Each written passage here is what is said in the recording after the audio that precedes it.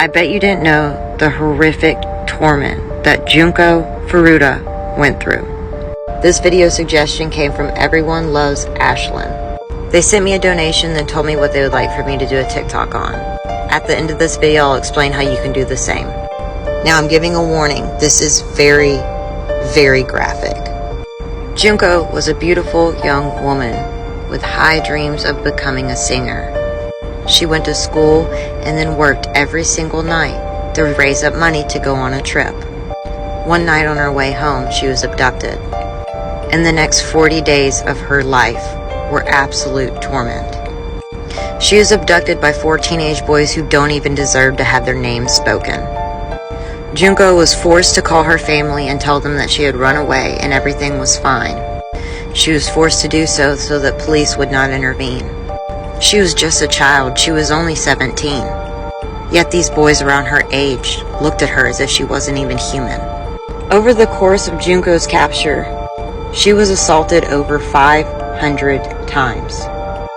They say around 100 men contributed to this. Sometimes she would be assaulted up to 12 times a day.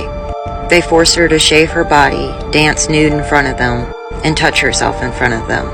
They would insert foreign objects into her, including a metal rod, lit matches, and glass bottles.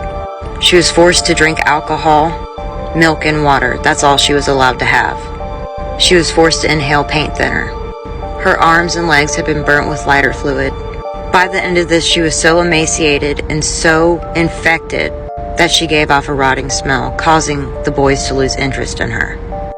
They doused her in lighter fluid and put a match to her, dripped hot candle wax on her face, inserted candles into her eyes, punched her face repeatedly.